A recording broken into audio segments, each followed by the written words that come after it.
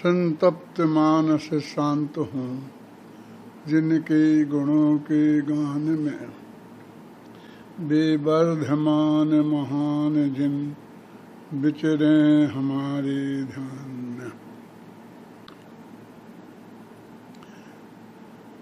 आज का विषय है ज्ञानी जीव का राग कैसा होता है। शास्त्रीय भाषा में इसको समझाएं तो स्पष्ट रूप से कह सकते हैं कि अनंतानुबंधी का राग उसके नहीं होता है। चौथे गुण स्थान में अप्रत्याख्यानावरण, प्रत्याख्यानावरण और संजुलन कसाय तो मौजूद है ही ना। तो अनंतानुबंधी अप्रत्याख्यानावरण संबंधी, प्रत्याख्यानावरण संबंधी और संजुलन संबंधी राग उसके विद्यमान होता है। गुणानुसार में तो यहाँ तक लिखा है कि नो इंद्रियेषु विरदो नो जीवो ता सावरे तसे वापी जो सद्धि जनुत्तम सम्मादिष्ठि हवई जीवो। कि जो नो पंचेंद्रियों से के विषयों से भी विरक्त नहीं है और तीर्थ स्थावर के जीवों के घात से भी विरक्त नहीं है। अब क्या रह गया भाई, क्या राग होता है नहीं होता है। यदि हम अनंतानुबंधी राग और अप्रत्याख्यानावरण राग के संबंधी भेद को पहचाने तो हमारे ख्याल में आ जाएगा कि क्या होता है और क्या नहीं होता है। और जब इसमें इतना स्पष्ट लिखा कि 5 इंद्रियों के विषयों से विरक्त नहीं होता है और छायक सम्यक दृष्टि चक्रवर्ती, कई तीर्थंकर भी चक्रवर्ती हुए हैं। सनत कुमार चक्रवर्ती भी चक्रवर्ती हुए हैं, शांतिनाथ, कुंथनाथ और अरयनाथ भी चक्रवर्ती हुए हैं। तो तीर्थंकर भी और चक्रवर्ती भी, और तो वे 6 खंड के राजा बनते हैं, 96,000 शादियां करते हैं। अब इससे अधिक और राग बाही में क्या दिखाई दे सकता है। कौन कितना विषय के साथ में प्रवृत्त है ये तो वो ही जाने। सामने वाले को तो यही दिखता है कि शादियां हो रही हैं, 96,000 पत्नियां हैं, इतना अधिक परिग्रह है और उसकी संभाल तो करनी ही पड़ती है ना, सब देखना पड़ता है।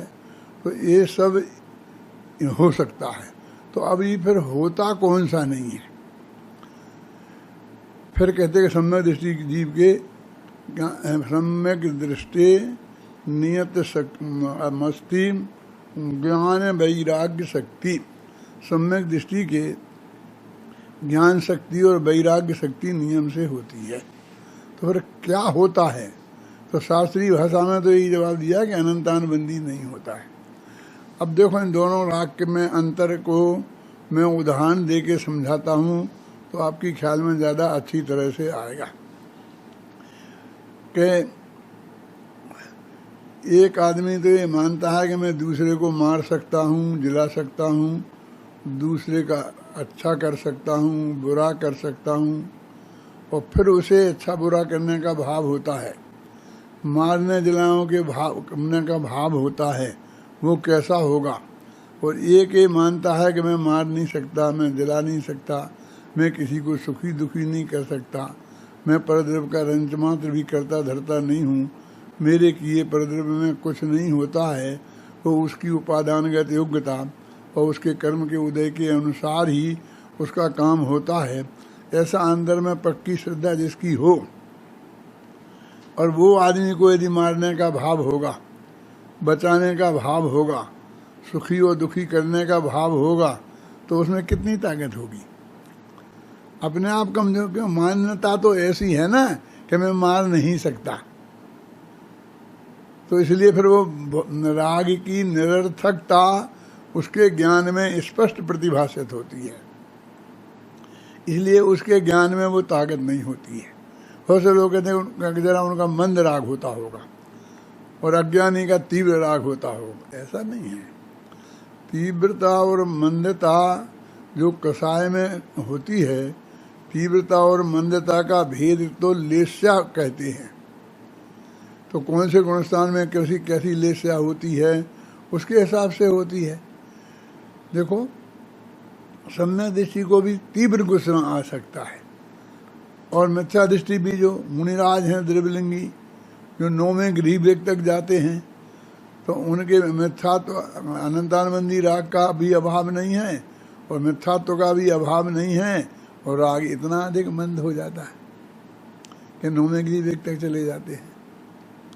और किसी ज्ञानी धर्मात्मा का चक्रवर्ती है तो 6 खंड को जीतने के लिए निकल जाते हैं कि यहाँ भगवान की दिव्य ध्वनि खिल रही है, और वो 6 खंड को जीतने के लिए निकल गए हैं। वहाँ उनसे हिंसा हुई थी कि नहीं हुई थी, क्या हुआ था, वो एक अलग बात है, लेकिन 60,000 को अनुपस्थिति तो हो गई। रोजाना भगवान की दिव्य ध्वनि खिल रही है, तो उसमें तो उपयोग नहीं गया, वहाँ तो नहीं गए, यानी ये तो एकदम स्पष्ट है ना। इसलिए मंदता और तीव्रता का कोई संबंध नहीं है, लेकिन फिर भी उसके अनंतानुबंधी संबंधी राग नहीं होता। तो अनंतानुबंधी संबंधी राग क्या है? ऐसी मान्यता पूर्वक कि मैं परद्रव्य का करता हूँ, भोगता हूँ, मैं चाहूँ तो किसी को भी सुखी कर सकता हूँ, किसी को भी दुखी कर सकता हूँ, किसी को भी मार सकता हूँ और जला सकता हूँ, ऐसी मान्यता पूर्वक जो राग होता है वो अनंतानुबंधी का राग है। और वो ज्ञानी के नहीं होता है, यानी ज्ञानी के ऐसी मान्यता नहीं होती है। हम तो बाहर के संयोगों से देखते हैं, बाहर के संयोग तो पुण्य पाप के उदय के अनुसार होते हैं। कैसी विचित्र बात है कि ये सारे बाहर के संयोग पुण्य के उदय से मिलते हैं, सारी दुनिया जानती है, लेकिन फिर भी उन सारे संयोगों को शास्त्र में एक पाप नाम है कि वो परिग्रह नाम का पाप है। तो क्या मिला? देखो, पुण्य के उदय से पाप मिला। इसको समझाने के लिए कोई आगम के पेज खोल के दिखाने की जरूरत है? स्पष्ट है ना कि जो 6 खंड की विभूति है, उनके जो रुपया पैसा मकान जायदाद जो अपने होता है, अपने इसको ही परिग्रह कहते हैं। साधारण लोग अंदर में जो मोह राग द्वेष के परिणाम हैं, कसाय भाव हैं, क्रोध मान माया लोभ है, हास्यादिक कसाएं हैं, ये भी परिग्रह अंतरंग परिग्रह होती हैं। फिर भी बहुत से लोग नहीं जानते हैं कि ये भी परिग्रह है। लेकिन ऐसा एक भी व्यक्ति नहीं मिलेगा कि जो थोड़ा भी विवेक रखता है, समझता है, ज्ञान है कि ये स्त्री पुत्र मकान जायदाद रुपया पैसा ये परिग्रह हैं। इनको तो सब परिग्रह जानते हैं, और ये सब चीज़ें, ये इनका संयोग पुण्य के उदय से मिलता है, ये भी सब जानते हैं।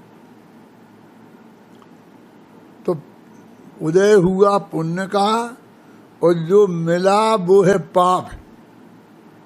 ये तो अत्यंत स्पष्ट है ना कि साहब कैसी बात करते हो, कैसी बात करते हो, पुण्य के उदय से पाप क्यों मिलेगा, पाप क्यों क्या मिलेगा? तो क्या मिलेगा? अरे पुण्य के उदय से तो सुख सामग्री मिलती है, सब अनुकूलताएं मिलती हैं। तो वे सुख सामग्री काय का नाम है? स्त्री पुत्र आदि, रुपये पैसे, खाने पीने की बढ़िया व्यवस्था होना, इसी का नाम तो वो सुख सामग्री है, जैसे आप भोग सामग्री कहते हो। और प्रवचन सार में तो यहाँ तक लिखा कि जिन्हें आप सुखी मानते हो वे इंद्र, नरेंद्र, देवेंद्र, सुरेंद्र, ये सब बहुत दुखी हैं। क्यों? कि दुख के बिना विश्व विषय में व्यापार हो सकता नहीं। नरपति सुरपति असुरपति इंद्रिय विषय विषदाह से पीड़ित रहें, सह सके ना रमणीक विषयों में रमे। और रमणीक विषयों में रमण दुख के बिना नहीं हो सकता, उसका नाम ही दुख है। यदि हम एक कहें कि तुम्हारे पुण्य के उदय से दुख की प्राप्ति होती है, तो इसलिए की समझ में नहीं आता है। लेकिन यदि जरा से भी शास्त्रों का अभ्यास किया है, पढ़ा है और सोचा है, विवेक जागृत किया है, तो इस पर समझ में आता है कि ज्ञानी का राग क्या है। देखो, भोजन का राग तो मुनिराज के भी होता है, लेकिन जरा सा अंतराय हो जाए तो छोड़ के आ जाते हैं। यदि अंतराय नहीं हो तो शांति से वे भोजन करेंगे ही। वे तो अनुद्दिष्ट आहार लेते हैं ना, तो उनके उद्देश्य से तो बना नहीं है, उसने गृहस्थ ने अपने लिए बनाया है और उसी में से दिया है। तो संपन्न गृहस्थ हो तो अपने लिए भी बढ़िया से बढ़िया स्वादिष्ट आहार बनाएगा कि नहीं बनाएगा, तो वो आहार को वे ग्रहण करते हैं, लेकिन उनको उतना पाप नहीं है, उतना तीव्र राग नहीं है, क्योंकि जरा सा अंतराय हो जाने से वे उसे छोड़ देते हैं। देखो, एक बिल्ली है, वो भी अपना भोजन राग से ही करती है, और एक साधारण हिरण है, पशु जाति में से मैं तुमको दो बता रहा हूँ। बिल्ली और हिरण, ये दोनों चीजें आप अपनी आंख से देख सकते हैं। यदि हिरण घास खा रहा हो और वो ऐसी ताली बजाओ तो एकदम छोड़ के भाग जाता है। उसका राग तो है, लेकिन इतना मंद है कि जरा भी विघ्न दिखाई देता है तो वो उसे छोड़ देता है। और बिल्ली चूहे को पकड़ ले तो उसे आप आवाज करना तो बहुत दूर, डंडे भी मारो तो भागेगी नहीं, छोड़ के तो नहीं भागेगी, लेके भागेगी। तो बिल्ली के राग में और हिरण के राग में अंतर है कि नहीं है? अब वो तो नहीं करेगा एक सम्य दृष्टि है और एक मिथ्या दृष्टि है। अब उनके स्वभावगत विशेषता है। ऐसा भी नहीं है कि दोनों के डर नहीं है, भय का कसाय भी दोनों के है, फिर भी उसकी प्रकृति ऐसी है कि वो जरा से आहट हो गए तो छोड़ के भाग जाता है। वो घास खाता, ये मांस खाती है।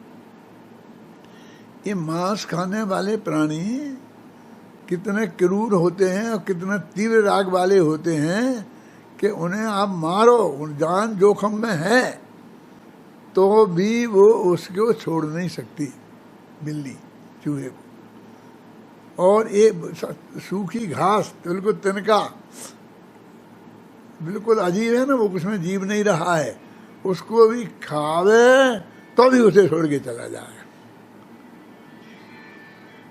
मांसाहार और शाकाहार का कितना फर्क है कि साहब उसमें जीव की हिंसा होती है, इसमें नहीं होती, ये तो है, ये तो सारा जगत जानता है, लेकिन अंदर परिणामों में कितना फर्क है।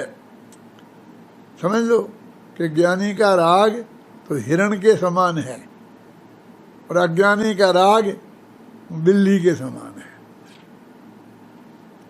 बाहर से हमको ऐसा कोई दिखाई नहीं देता है। मैं इसके लिए एक उदाहरण देता हूँ। कुछ 4 भाई हैं और वे रोजाना खाना एक साथ खाते हैं, एक थाली में खाते हैं। कई घरों में ऐसा रिवाज है कि वे अलग अलग थाली में खाएं तो उसे लोग कहते प्रेम कम है, ऐसा मानते हैं। एक थाली में खाते हैं तो 5 को 4 को राग एक सही हुआ ना, और कर्म का बंध भी एक सही होगा ना, लेकिन अंतर होता है। वही खाना 4 ने खाया तो खाना तो शुद्ध पवित्र पवित्र अपवित्र जैसा है, वो एक ही है ना, लेकिन 4 के पाप में अंतर पड़ता है। क्यों? कि रोजाना मान लीजिए खाने में चटनी आती है, अब आज ऐसा कोई प्रसंग बन गया कि चटनी नहीं थी, क्योंकि धनिया नहीं था, पुदीना नहीं मिला, उसकी सामग्री उपलब्ध नहीं थी, तो नहीं बन पाई, तो नहीं थी। तो एक भाई को तो पता ही नहीं चलता है कि आज कुछ कमी है, शांति से वो भोजन करके चला जाता है। दूसरा भाई कहता है आज कुछ कमी सी लगती है, मजा नहीं आ रहा खाने में। तो घर वाले कहते हैं हाँ हाँ वो आज चटनी नहीं है ना, इसलिए आपको ऐसा लग रहा है। अच्छा अच्छा चटनी नहीं है, और फिर वो खाना खा के शांति से चला जाता है। वो तीसरा भाई कहता है अच्छा चटनी नहीं बनाई, क्यों नहीं बनाई?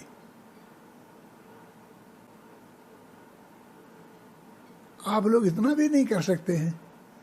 अरे भाई, खाना खाए के लिए खाते हैं, कमाते काहे के लिए हैं?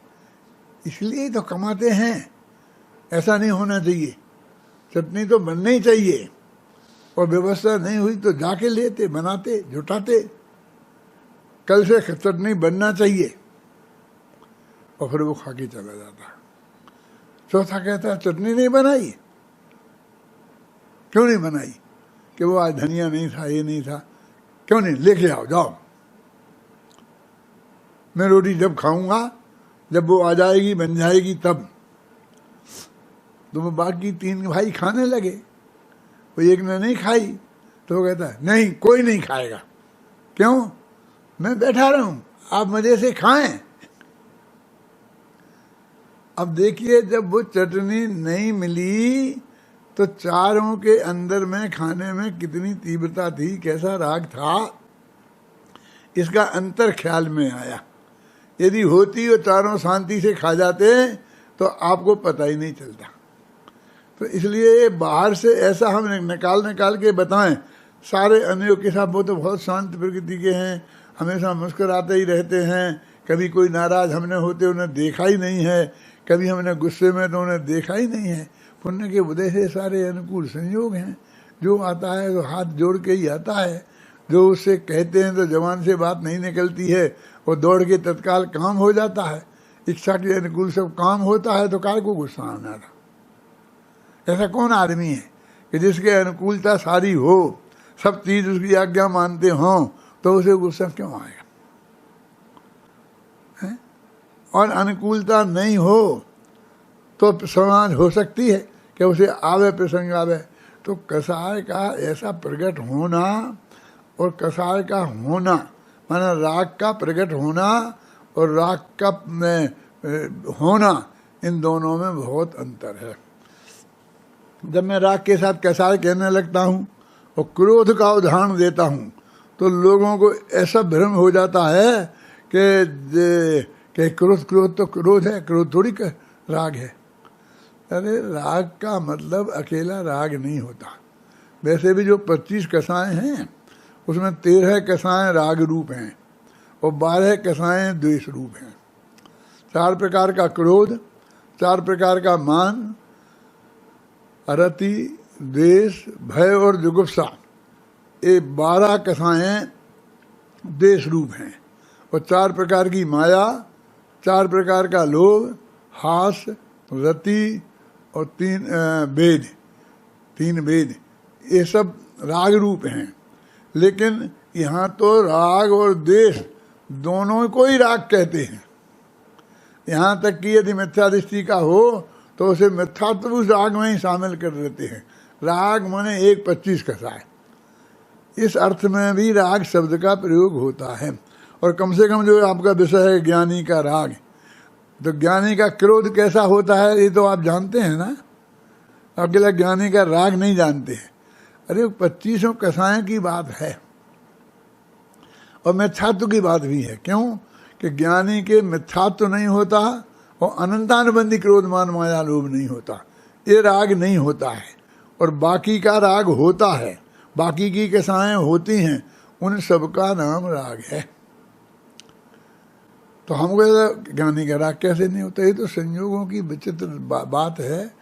किसी के ऐसे संयोग होते हैं, किसी के ऐसे संयोग नहीं होते हैं। और नेचर में भी होता है, किसी का नेचर एकदम उत्तेजनात्मक होता है और किसी का नेचर उत्तेजनात्मक नहीं होता है। ज्ञानी सम्यक दृष्टि का भी नेचर कभी थोड़ा प्रशासनिक दृष्टि से तेज हो सकता है। तो इसका मतलब वो अज्ञानी है, वो रागी है, क्रोधी है, और बाकी के में क्रोध नहीं है, ऐसा नहीं है। अरे निगोध में भी 23 कसाएं होती हैं। उनका राग द्वेष आपको कहाँ दिखाई देता है? छोटे बच्चों में ऐसा राग द्वेष ज्यादा आपको कहाँ दिखाई देता है? लेकिन सारा उनके अंदर होता है।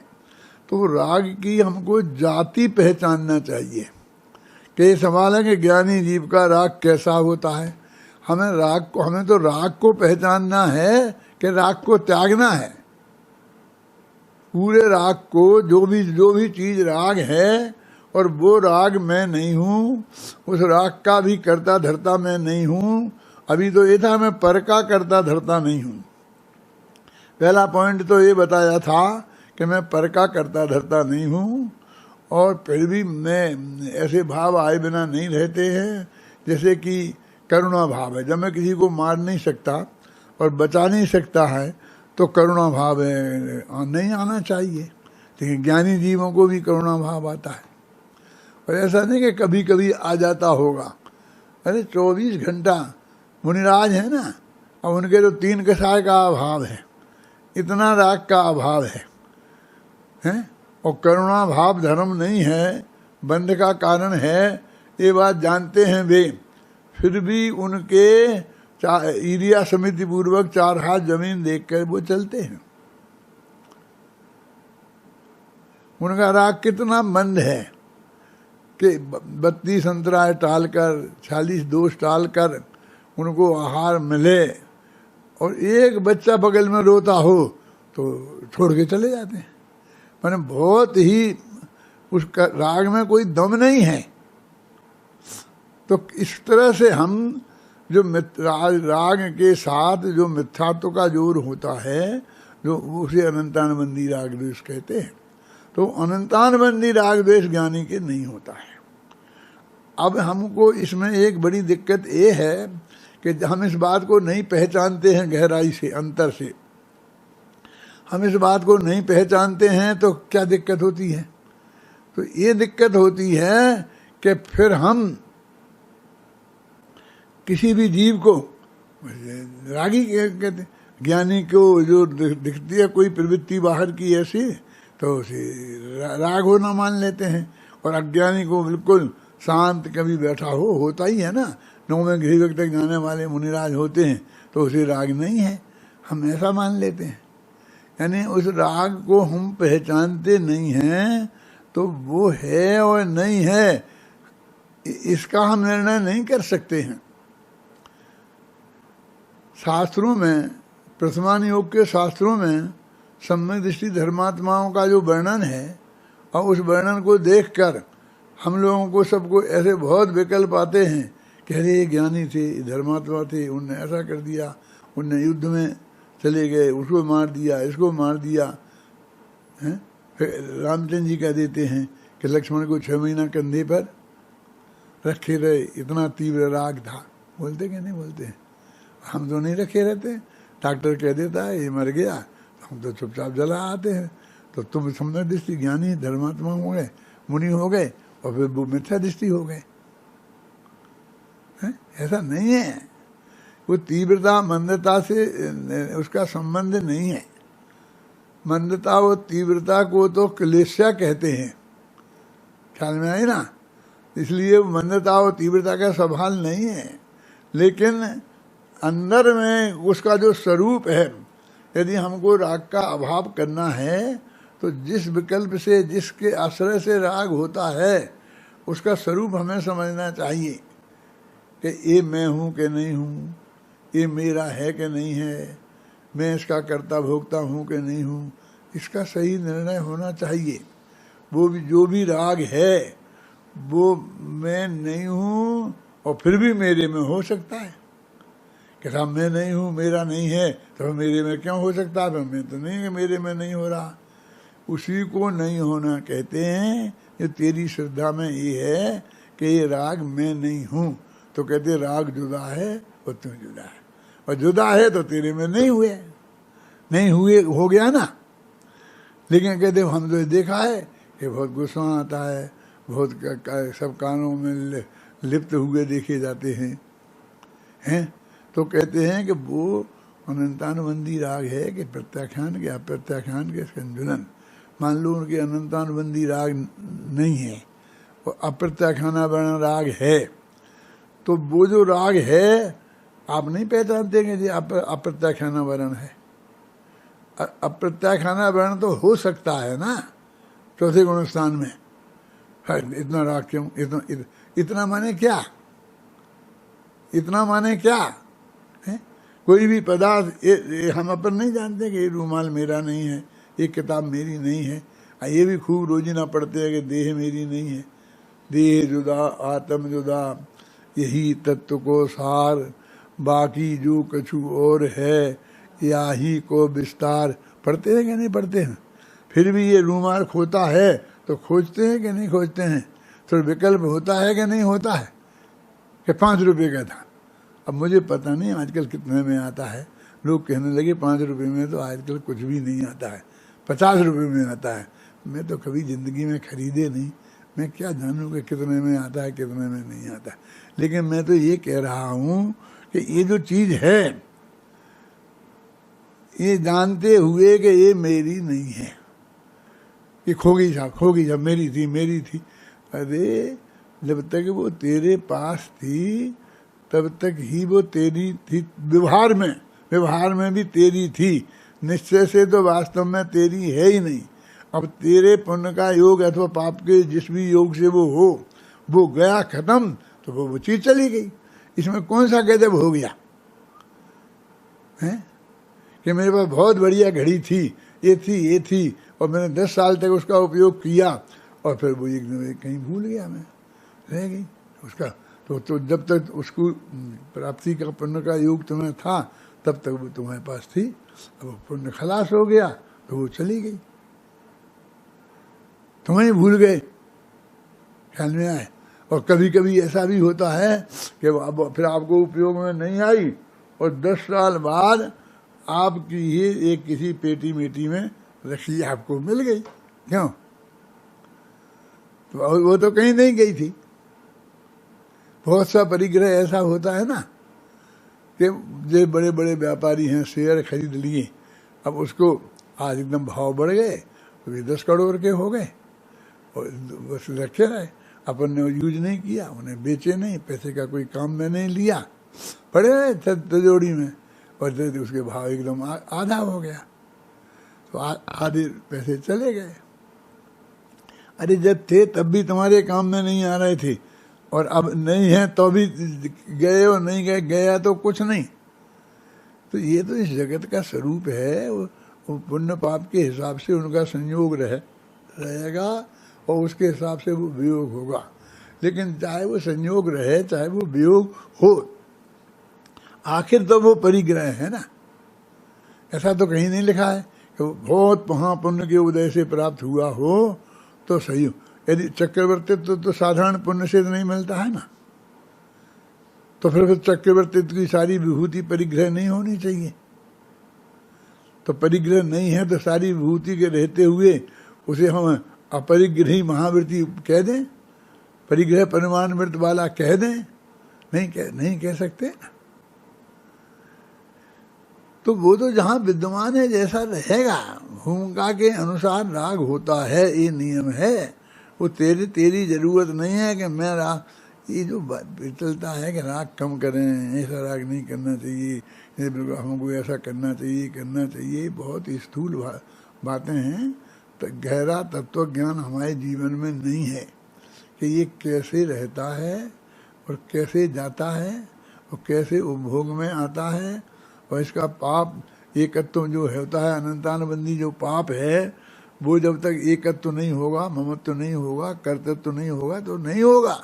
भले ही तेरे संयोग में वो रहे, उस संयोग में रहने से कुछ नहीं होता। ये संयोग जितने पदार्थों का है ना, इन सब में तो अघातिया कर्म का उदय निमित्त होता है क्या? और वो अघातिया कर्म ऐसे हैं कि जिनका नाश करने का प्रयत्न अरहंत भगवान नहीं करते हैं, अनंत वीर के धनी हैं। हम नहीं करते हैं अथवा नहीं कर सकते हैं, कि दोनों ही बात है। ना नहीं कर सकते हैं और ना नहीं करते हैं। नहीं कर सकते हैं में ऐसा लगता है कि हमारे भगवान कमजोर हैं, इसलिए हम कहते हैं कि नहीं करते नहीं है, वे कर तो सकते हैं। ऐसे सब लोगों का चिंतन ऐसा ही चलता है। मैं आपसे पूछता हूँ कि भगवान महावीर की शादी हुई नहीं थी कि उनने शादी की नहीं थी? कि क्या फर्क है? ना हुई थी और ना उनने की थी, दोनों ही बातें सही हैं। लेकिन किसी कोई ब्रह्मचारी जी हैं ना, बड़े गौरव के साथ लगाते हैं, बाल ब्रह्मचारी फला जी फलाने जी। उनसे पूछो भले आदमी कि तुम्हारी शादी हुई नहीं है कि तुमने की नहीं है। यदि उनका परिचय देते वक्त हम ये कह दें, हमारे मुंह से निकल जाए कि इनकी शादी हुई नहीं है, तो उसे बहुत बुरा लगता है। क्या बात करते हो, अरे 25 आए थे, मैंने की नहीं है, लेकिन हुई नहीं है तो बात पक्की है ना। चल तुम्हारी छोड़ दो, महावीर की करते हैं बात हम, कि महावीर की शादी हुई नहीं थी। क्या बात करते हो, उनके कई प्रस्ताव आए थे, और श्वेतांबरों में तो कई प्रस्ताव भी बुला लिए और शादी भी करा दी। लेकिन मैं कहता हूं कि एक भी लड़की के इतना पुण्य का उदय नहीं था कि जिसे महावीर जैसा पति मिले।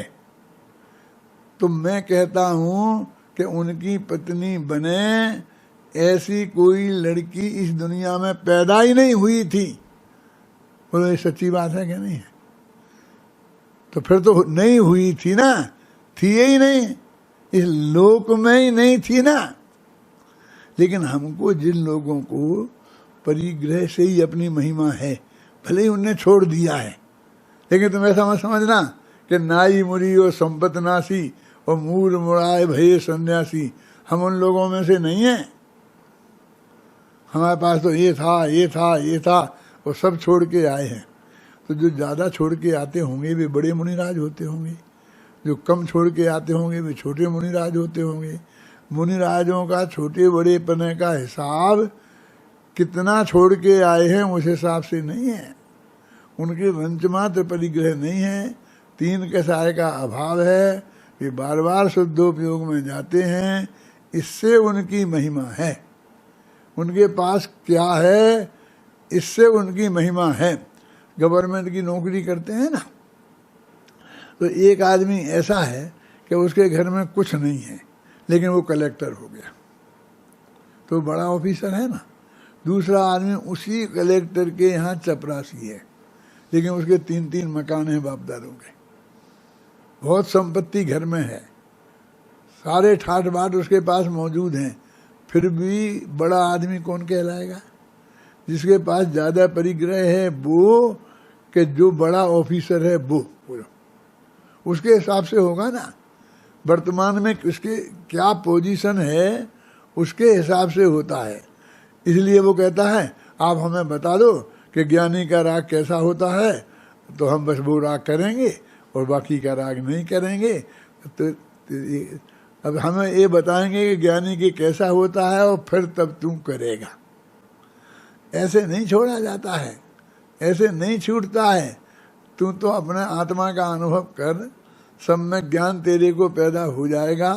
तो जो राग ज्ञानी के नहीं होता है वो होगा ही नहीं। अब मोटे तौर से एक बात समझ लो आप कि ज्ञानी अज्ञानी में क्या अंतर है और राग में कैसे फर्क पड़ता है। अंजना को देखकर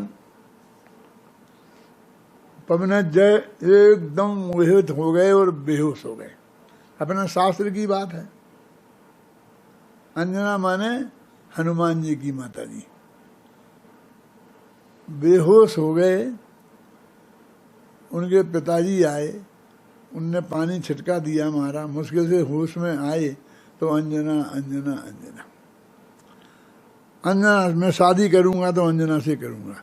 ये खाना खा लो फिर देखेंगे कि नहीं खाना बाद में खाऊंगा, पहले नक्की करो, पक्की करो। तो फिर वे मिथ्या दृष्टि थे कि सम्य दृष्टि है? फिर सम्य दृष्टि थे। इतना तीव्र राग हमारे तो हाँ आज किसी लड़के को हो जाए और वो बेहोश हो जाए और फिर छटके मार के कहें और वो अपने माँ बाप से ऐसा कहता हो, कहे मैं 2 चाटा मारूंगा, बोला आ तू बोलेगा ना। तो उनके माँ बाप ने ऐसा व्यवहार नहीं किया। क्यों? क्योंकि उनने ये कहा शादी करूंगा तो अंजना से। उनने ये नहीं कहा किसी भी तरह पकड़ के ले आओ, ये आओ, वो ये नहीं कहा। और यदि मान लो कहते कि अंजना की तो शादी हो गई है, तो मिथ्या दृष्टि होता कि नहीं नहीं उसे किसी भी तरीके से मुझे तो चाहिए, और ज्ञानी का 1 सेकंड में विकल्प हट जाए। क्योंकि शादी करके अपने घर में रखना एक ज्ञानी का भोग है। चौथे गुण स्थान में हो सकता है, पांचवें में भी हो सकता है, लेकिन परिस्थिति के प्रति राग ये नहीं हो सकता है। अभी तक वो, जब तक वो कुंवारी है तब तक किसी को भी उससे अपना प्रस्ताव करने का, उसे चाहने का अधिकार है, और जब वो किसी की उसकी शादी हो जाए तो फिर नहीं है। वो तो कैसी भी स्थिति हो। आज हम आप देखें कि भाई हमें अपनी लड़की की शादी करनी है, समझ लो। अब एक लड़का हमें पसंद आया, हम उसके पास गए और किसी ने कहा उसका तो संबंध हो गया है, तो हमारा एक सेकंड में विकल्प हट जाता है ना, कभी शादी होगी। कोई कहता नहीं शादी तो नहीं हुई है, सगाई हो गई, तो हमारा मन डोलता है। फिर एक कहता है कि नहीं बातचीत हो गई है और सगाई करनी है, शादी करनी है, तो जो बेईमान टाइप का होता है वो कहता है बताओ तो, दिखाओ तो, ऐसा है ज़रा बताओ, वो फिर हम देख लेंगे। क्या देख लोगे तुम? अरे वो जो लड़की वाला है वो कितना पैसा देगा उन्हें, मैं 5 करोड़ दूंगा, अपने आप सबका भाव बदल जाएगा। बदलते देर थोड़ी लगती है। तो वो अन्याय का भोग है। उसको ये पता लगते ही विकल्प आना चाहिए, नहीं आना चाहिए। और वैसे तो हजारों लड़कियां हैं और किसी के भी विकल्प आ सकता है, किसी भी लड़के से भी हमें विकल्प आ सकता है। तो उसके बीच में बहुत बारीक सीमा रेखा है। भोग बाहर से तुम्हें नहीं दिखाई देंगे, भोग आप समझ में आई ना, लेकिन अपने सीमा रेखा के बीच में उनका राग कैसा होता है वो सब हमें दिखाई देता है। एक आदमी कहता है कि किसी को तकलीफ देके मुझे नहीं चाहिए। देखो, मुझे अन्याय का भोग नहीं चाहिए, मुझे अन्याय की संपत्ति नहीं चाहिए। तो नहीं है ना, तुम्हें नहीं चाहिए ना संपत्ति, तो तुम ले लो, अनुवृत्त ले लो कि बस मैं 10 लाख रखूंगा, ऐसे ज्यादा नहीं रखूंगा। कि नहीं अनुवृत्त नहीं लेता। क्यों नहीं लेते हो? कहीं मुझे करोड़ रुपया मिल गए तो कि तुम कुछ करोगे नहीं, अन्याय से कमाओगे नहीं, कोशिश करोगे नहीं, कोई प्रयत्न नहीं है, तो कहाँ से मिल जाएंगे? ले लो ना। तो कहता है किसी सेठिया को जच जाए, उसने हमें गोद ले लिया और वो अरबपति हुआ, तो कल्पना तो चलती है ना हर एक को। किसी को भी किसी के प्रति राग तो उमड़ सकता है। ऐसे सैकड़ों उदाहरण चारों तरफ दुनिया में भरे पड़े हैं, तो उसके अंदर वो राग विद्यमान है ना। मेरे कहने का अर्थ ये है कि जिसने अनुव्रत नहीं लिए हैं उसे रंच मात्र परिग्रह का त्याग रूप वितरागता नहीं है। वो राग विद्यमान है, होए और नहीं होने से कोई संबंध नहीं होता है। राग तो है, नहीं तो वृत्त क्यों नहीं आता। इसलिए भाई इस जगत का जो संयोग है ये बाह्य के आधार से नहीं निर्णय होगा, अपने अंतरंग के हिसाब से निर्णय होगा कि ज्ञानी के भोग कैसा होता है, ज्ञानी के राग कैसा होता है। हमारा यही विकल्प है। ज्ञानी बनने का किसी को चिंता नहीं है कि वो फिर ज्ञानी के जैसा राग होता होगा ना, तुम ज्ञानी बन जाओ तो वो वैसा ही राग होगा। तुम चिंता मत करो कि नहीं हमें पता ही नहीं होगा कि कैसा राग होता है और कैसा नहीं होता है, और हम यदि कहीं ऐसा राग करते रहे तो, अरे ऐसा नहीं होता है। उसके तुम ज्ञानी हो गए तो वो राग होगा ही नहीं। ऐसा जान जान के नहीं छोड़ा जाता है। ख्याल में आए ना? उस भूमिका के अनुसार तो वो ऑटोमेटिक छूटता ही है। तुमको ये विकल्प नहीं। अभी कहते हैं जब मुझे दूसरी प्रतिमा लेना है तो मुझे क्या क्या करना पड़ेगा, क्या क्या करना पड़ेगा, क्या क्या छोड़ना पड़ेगा, ये करना पड़ेगा, बताओ मुझे सब। मैं कहता हूँ कि तुम सम्यक दर्शन प्राप्त करो, आत्मा का अनुभव करो और निरंतर बार बार अपने आत्मा का अनुभव जल्दी से जल्दी होवे तुम्हें, और वियोग काल कम होवे, और हर 15 दिन में तुम्हें आत्मा का अनुभव होने लग जाए तो तुम्हें अनुवृत्त हो सकते हैं। फिर हमें बता दो क्या क्या करना पड़ेगा। कि तुम्हें कुछ बताने की जरूरत नहीं है। गाय भैंस को भी होते हैं ना, उसे क्या पता है, उस सीमा में वो राग अपने आप हो जाएगा। तुम ऐसा जानोगे कि ये राग ज्ञानी के होता है, ये नहीं होता है, तो मैं ये छोड़ दूंगा। तेरे हाथ में ऐसा छोड़ना नहीं है, ऐसा ग्रहण करना भी तेरे हाथ में नहीं है, और ऐसा छोड़ना भी तेरे हाथ में नहीं है। इसलिए हमें तो वस्तु का स्वरूप समझें, आत्मा का स्वरूप समझें, पर से भिन्न जो अपना भगवान आत्मा है उसे जाने, उसे पहचाने, उसमें हमारा अपनापन हो। पहले आगम के आधार पर, गुरु मुख के समझाने पर, उसके आधार पर उसमें हमारा त्रिकाली ध्रुव में अपनापन हो, और बाह्य पदार्थों से अपनापन टूटे छूटे। फिर अनुभव में तो बाद में आएगा, पहले तुम बाह्य में तो मान, तुम बाह्य में तो समझ उसको। जब तक तेरे बाह्य ज्ञान में शास्त्र के आधार पर, गुरु के मुख से समझाने पर जब तक ये निर्णय नहीं होगा, तब तक उनसे भिन्न भगवान आत्मा का अनुभव नहीं होगा। आत्मा के अनुभव के पहले वो जरूरी है। कहाँ लिखा, कौन से शास्त्र में लिखा? करण लब्धि में के बाद वो अनुभव होता है, और करण लब्धि के पहले देशना लब्धि होती है, देशना लब्धि के में समशुद्धि लब्धि होती है, स्वरूप समलब्धि होती है। तो इसका मतलब ये है कि वो वस्तु का स्वरूप उसके ख्याल में निरंतर आता रहता है। जब वो उसके ख्याल में आ जाएगा तो वो अपने आप सहज भाव से जब किरण लब्धि में जाएगा तब हो जाएगा। तुझे ये बाह्य चीज़ें एक गिन गिन के नहीं छोड़ी जाती हैं। मैंने ये छोड़ा, मैंने ये छोड़ा, 10 लाख प्रकार की वनस्पति हैं, गिन गिन के कितनी छोड़ेगी? तो गिन गिन के रख लेना, और गिन गिन के रख ले। ऐसा नहीं कि जो मुझे अच्छी लगती हैं, आलू तो मुझे बहुत अच्छे लगते हैं, वो तो मैं नहीं छोड़ूंगा, और बाकी मैं शकरकंदी मूली मूली छोड़ने को तैयार। ये सवाल तेरे अच्छे लगने का नहीं है, तेरे को अच्छे नहीं लगने का नहीं है। सवाल ये है कि जमी कंद, ज्ञानी जीव जमी कंद को नहीं उपयोग करता है, तो तेरे जीवन में वो पहले छूटेगा कि सम्मत हो जाएगा या छूट जाएगा, ऐसा नहीं है। वो अलग टाइप का राग है जो समय से होने के बाद ऑटोमेटिक छूटता है, अबुद्धिपूर्वक छूटता है। ये तेरे को बुद्धिपूर्वक शुद्ध सात्विक सदाचारी अहिंसक जीवन अपना अपनाना पड़ेगा, और उसे समझकर अपने भगवान आत्मा को जानकर गहराई से उसमें अपनापन करना पड़ेगा। फिर समझ लिए देशना लब्धि हुई, उसके बाद और उसकी रुचि बढ़ेगी, कर्ण लब्धि में जाएगा तो आत्मा का अनुभव होगा, सम्यक दर्शन होगा। फिर तेरे को ये नहीं देखना पड़ेगा कि कौन सा राग किस जाति का राग है और किस जाति का नहीं है। गारंटी से अनंतानुबंधी राग तेरे को नहीं होगा, और प्रत्याख्यान राग तब भी विद्यमान रहेगा। जब तुम और आत्मा का अनुभव बढ़ता जाएगा, उसका काल बढ़ता जाएगा, वो वियोग काल कम होता जाएगा, तो फिर तेरे को प्रत्याख्यान राग का भी अभाव होगा, तो तेरे को अनुवृत्त आएंगे। और भी जब बढ़ता जाएगा, जब प्रत्याख्यान कर्म का अभाव होगा, तो तेरे महावृत्त आएंगे। तो उनकी मर्यादाएं शास्त्रों में हैं, हम गहराई से समझें और अपने तत्व ज्ञान का अभ्यास निरंतर करें।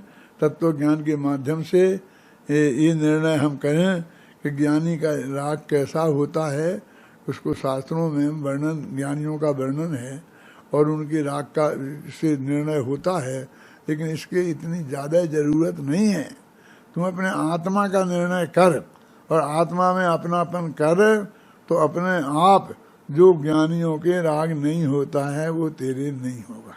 उसका त्याग सहज भाव से हो जाएगा। बहुत सा राग जो अबुद्धिपूर्वक होता है, वो ऐसा बुद्धिपूर्वक नहीं त्यागा जा सकता है, वो अपने आप जाता है।